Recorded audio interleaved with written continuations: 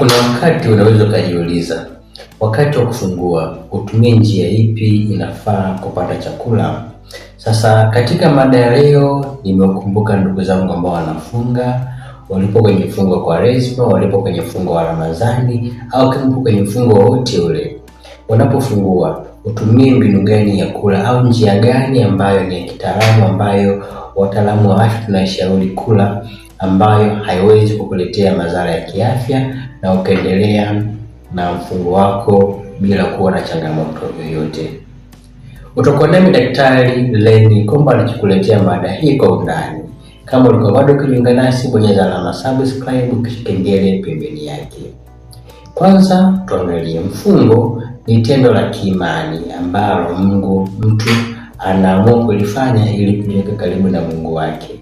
Sasa wakati wa kupata chakula kipindi hicho, unaweza ukatumia mbinu zifuatazo ili usipate athari za kiafya. Kitu cha kwanza cha kuzingatia, muda ambapo unafungua. Wakati wa kufungua ni muda muhimu sana, ambapo ni muda ambapo tunaamsha mwili na kuanza kurudisha energy ya mwili, yaani nguvu ya mwili ambayo imetumika kwa takriban masaa 12, wengine wamefunga masaa 8 au masaa 24. Kwa hiyo ni kipindi muhimu sana ambacho unapaswa kuanza kuamsha mwili wako. Tunashauri kitu cha kwanza cha kupata kitu kinafanana na joto la mwili. Kama huwezi kupima joto la mwili wako, tunaamini muda huu mazingira ya nje yatakuwa ni ya joto. Kwa hiyo tunashauri anza kupata kitu cha uvuguvugu. Kisiwe cha moto sana wala kisiwe cha baridi kali sana. Kiwe kitu cha moto ambacho kinaweza kikaleka bila changamoto yoyote. Kupata kitu cha baridi sana kinaweza kikaleta athari kwenye mwili, baadhi wanaweza kupoteza kabisa fahamu. Lakini pia kupata kitu chenye joto kali sana, yaani chenye moto kali sana, kinaweza pia kikaleta athari hasi kwenye mwili. Vitu hivi vinaweza vikawa vifuatavyo. Kwanza, inaweza ikawa chai ya moto ya uvuguvugu ambayo ina limao, ina tangawizi. Kama huwezi kupata chai, inaweza ikawa tende ambayo ina joto.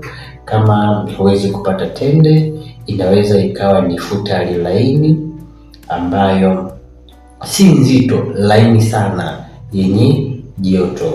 Lakini pia unaweza ukapata maziwa yenye joto kwa wale wenye uwezo. Unaweza ukapata uji laini wenye joto.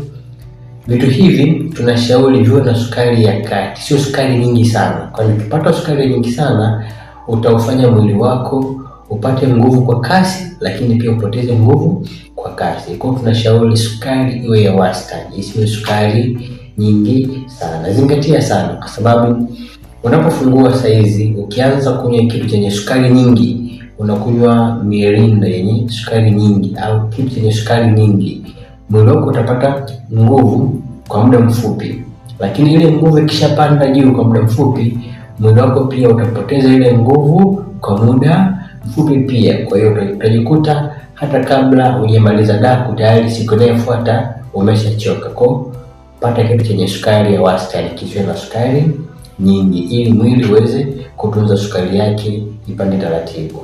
Kwa hiyo ni kitu cha kwanza.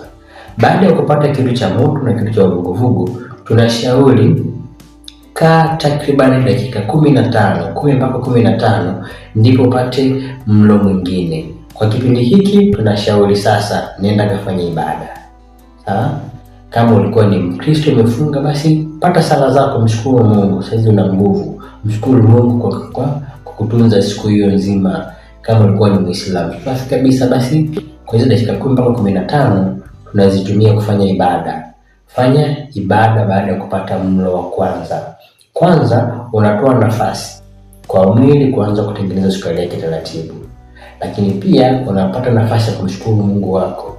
Lakini pia tatu ni swala la kiafya ambalo ndilo linatakiwa lifanyike, kwa sababu ukibananisha milo yote pale unaupa kazi mwili. Kwa hiyo kishanisha kidogo, umekunywa chakula laini, unapata ibada, baada ya dakika 10 unakula chakula kingine cha jioni. Sawa? Na mimi hapo tutakuwa umenielewa. Kwa hiyo baada ya dakika 10 mpaka 15, baada ya hapo utakula hicho chakula ambacho sasa utakifanya kama mlo wa jioni. Lakini pia kitu kingine ambacho tunashauri baada ya kupata hiki chakula kigumu, sasa baada ya hapo utapaswa kuchukua muda dakika 20 mpaka saa moja ndipo kapumzike. Sasa ulikuwa umefunga kwa muda mrefu, sawa, umekaa bila kula mchana muda mrefu. Sasa hivi umeanza kula, toka umeanza kula chakula laini, ukapumzika kidogo, ukala chakula kigumu. Usiende kulala baada ya kumaliza kula. Ukienda kulala utaupa mwili kazi ya kufanya mmeng'enyo wa chakula, kwa utatengenezea mwili mzigo mzito wa kufanya kazi ya mmeng'enyo wa chakula. Kwa tunashauri kipindi hiki baada ya kupata chakula kigumu, sasa ni wakati ambapo utapaswa kuweka mwili wako sawa kwa ajili ya kufanya mmeng'enyo wa chakula uende vizuri. Unaweza kufanya kazi ndogo za mikono, ukafanya mazoezi kidogo, ukapumzika, ukaongea na watu wengine, au ukawa unasoma vitabu au unafanya shughuli mbalimbali. Takriban nipite hata masaa 1 mpaka masaa 2 ukiweza. Baada ya hapo ukapumzike. Sawa? Ukishapumzika basi jiandae, na kwa wale ambao wanatumia daku wanaweza wakaja wakapata daku ile saa ngapi? Saa 9, ule muda ambapo unatakiwa upate daku, unaweza ukaja ukapata daku yako. Kwa hakikisha kipindi hiki cha kufungua ndio mtindo wa kula ambao tunautumia ni huu ambao nimeueleza hapa. Kwa maelezo zaidi na kwa kujifunza zaidi kuhusu jinsi gani au ni vyakula gani, unaweza kuniandikia kwenye comment section, lakini pia ukaniuliza maswali kupitia namba 0767443887.